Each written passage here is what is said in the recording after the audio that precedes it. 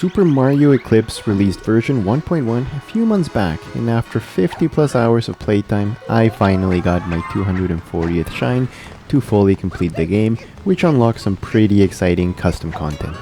As someone that went straight into version 1.1, I can honestly say I was blown away by the level of detail and love that has clearly gone into this project.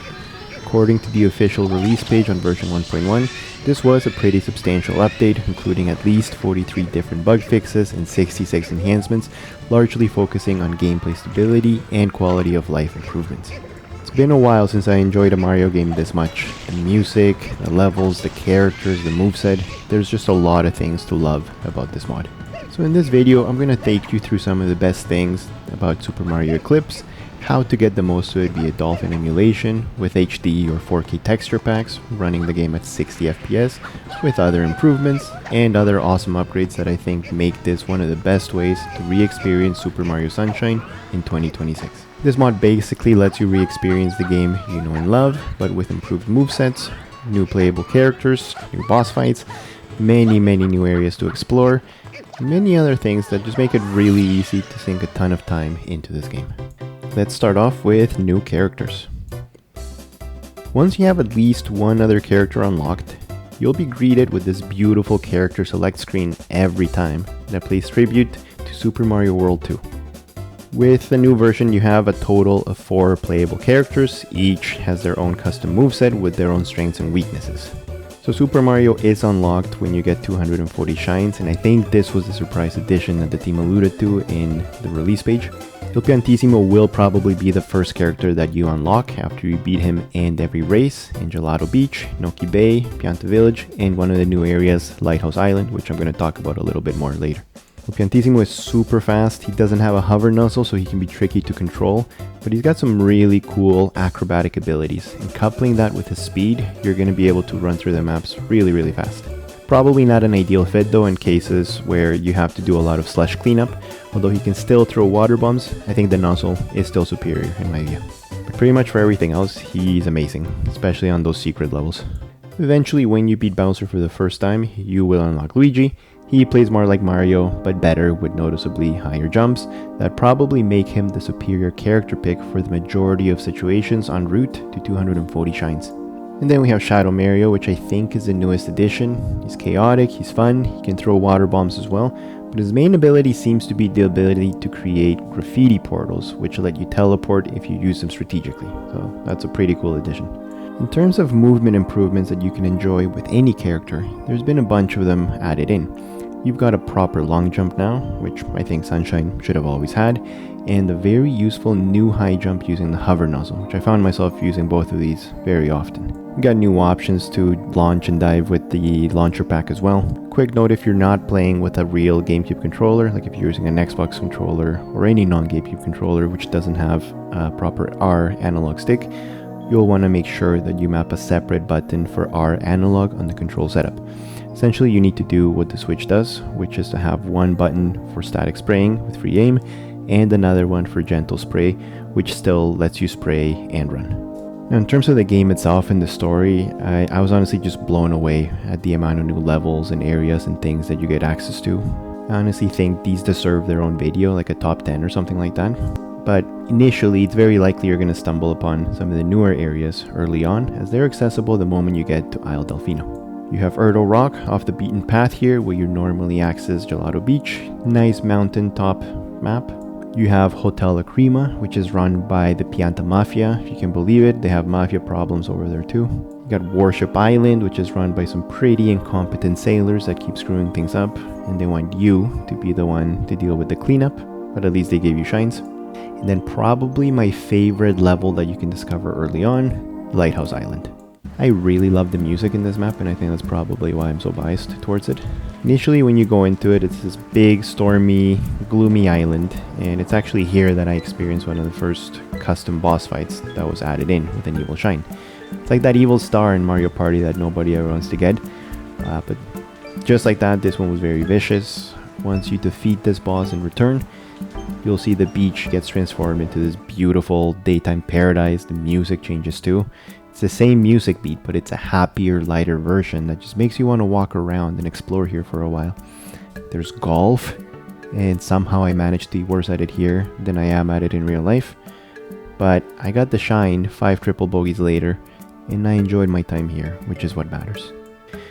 Now, even though after exploring these 4 new levels, each with its own secret areas, I was really impressed. But I had no idea that there was going to be many more new areas waiting to be explored.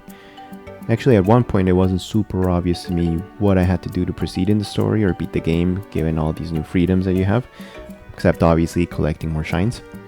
But eventually I learned that with the original, you need to defeat Shadow Mario across all of the levels to unlock the first Bowser battle in Corona Mountain.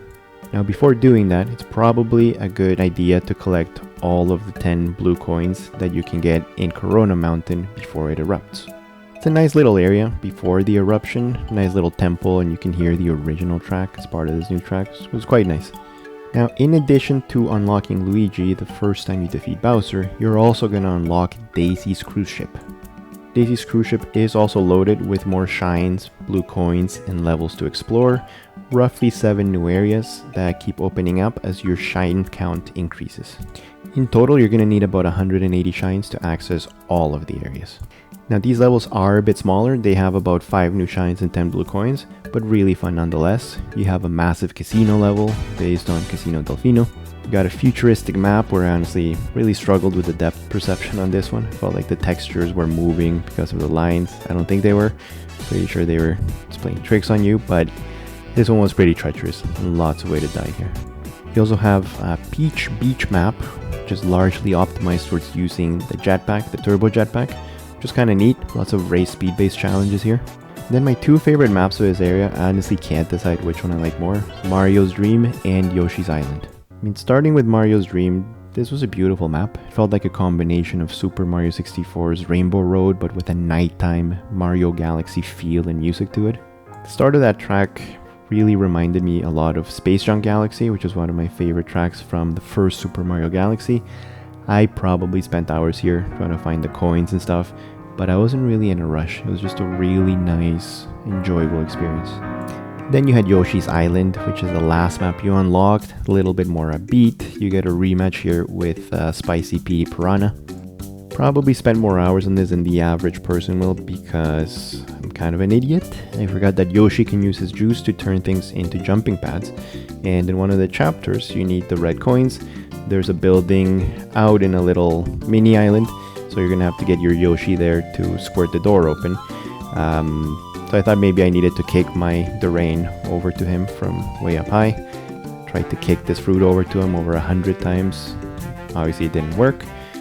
And then I realized that there probably had to be another way. And indeed there was. The one thing that really blew me away with this map was the last secret area. This was the ultimate nostalgic throwback to the Super Nintendo era. One of the first Super Mario games I ever played as a kid. I think I was 6 or 7. Honestly, I don't even remember.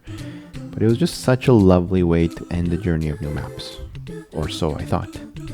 And eventually I got my 239th shine, thinking I was approaching the end with the final Bowser fight over Delfino Plaza.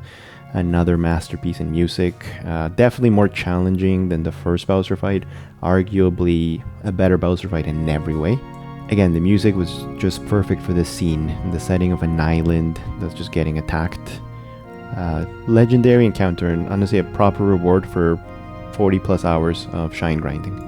Now eventually you beat him, you unlock the ending we know, and surprise surprise, you have your 4th unlockable character, Shadow Mario. He had pretty cool moveset, but I think I need to get a little bit better with him. As you can see here, you're just kind of running around, you're painting portals and circles and you can teleport, but you'll want to use this carefully or you might end up stuck between a rock and a hard place. In addition to unlocking Shadow Mario, you can go back to Peach's Castle, which is one of the most iconic locations in Super Mario games, maybe even of games in general. There's additional bonus episodes that you can do where you see paintings in the original Super Mario 64, some of the same secrets too.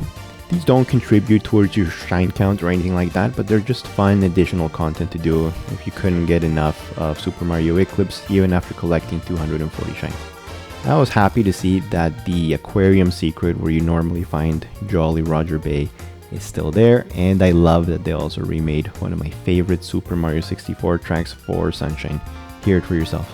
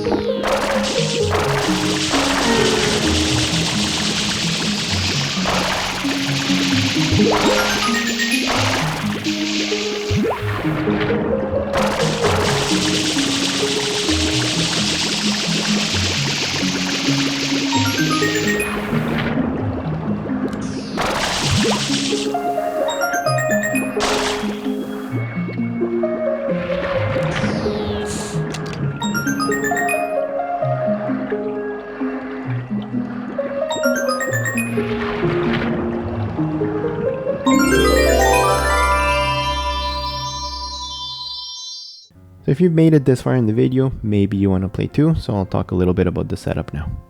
As I mentioned earlier, this is a mod for Super Mario Sunshine, which means you will need to patch an original Super Mario Sunshine ISO game file. In some cases, people may have a different format, like you might have a Super Mario Sunshine game file that is .rvc, and if that is the case, then you can simply use a converter on Dolphin to convert that into a .iso. Once you have your Super Mario Sunshine ISO, you're going to need to download the Super Mario Eclipse version 1.1 zip file, which I've linked in the description.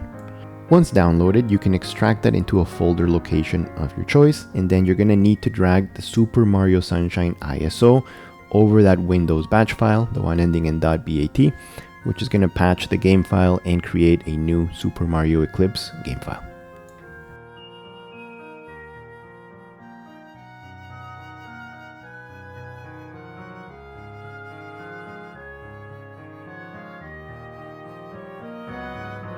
If you want the game to look its best, you can further enhance the looks with a custom texture pack, which contains thousands of textures. You can upscale them to 4K or HD. This will make HUD elements look sharper, skyboxes look nicer, environment textures all around will just look better. The latest release has been linked in the description. Once you download the file, you're going to need to make sure this is loaded into your load folder inside Dolphin. For most people, this will be in the app data root folder, but this is going to depend on how you set up your Dolphin installation. From your Dolphin folder, the path should be something like user/load textures. And so for Mario Eclipse, the textures are supposed to go into a folder called GMSE04. In the in-game menu, you're going to have a lot of newer options that have been added to the options menu. Like here, you can set the game to run at 60 FPS, ultra screen, and stuff like that. You can also adjust your brightness. By default, Eclipse is meant to give a darker look, but you can use the vanilla setting if you want it to look a little bit brighter like the original. Now keep in mind, this is a fan-made project and you will probably encounter a bug or two along the way despite all the improvements that have been made. One thing I noticed early on is that the usage of save states can crash the game every time you restart the game. So as an example, if you reopen Dolphin and you load back into a previous state and you collect a shine, you're probably going to experience a crash at that point in time. So the workaround is simply just to let the game open normally and actually click into your save file from the game instead of using the save state. At that point, if you reuse save states and you load, you should be fine. In other cases, I noticed issues with the audio sync for background tracks. Commonly, I noticed this when trying to skip over the intro cutscene when going into a new level. Sometimes it happened when I found a new shine until I found another shine or left an area. In one of the new levels here, Worship Island, I accidentally shot myself out of the map. Kept trying this over and over again and learned about an accidental shortcut to get down to the ship below. Turns out though, this is not a shortcut and you can simply use the hole pipe here like a normal person to get down there faster. Then just a fun little trick if you want to get the 100 coins faster in some of the levels. There's certain levels where you can go back and forth from one area into the other. So in the second or third chapter of Serena Beach, you can waltz into the casino, come back out, and then your coin collection is going to remain intact, but all of the coins inside the hotel will replenish, which makes it super easy to get 100 coins. I'm pretty sure this was an unintended side effect of a bug from prior versions where moving to the new area could reset your coin count down to 0, but honestly, I don't mind it. But yeah, I would fully expect that these bugs and tweaks will continue to get resolved over time. I'm assuming that this project is going to get supported as well in the new Super Mario Sunshine online community game, which I'll eventually check out as well. I assume this has potential to be a lot like Super Mario Co-op DX on the Nintendo 64 side, which lets you do online play. So I think there's massive potential in that project and the combination of these two projects. So that's Super Mario Eclipse. Very fun time, lots of new things to explore and discover. Really enjoyable. Hope you enjoyed the video. I hope you enjoy the game. If you decide to try it, let me know your thoughts down in the comments. Ciao for now.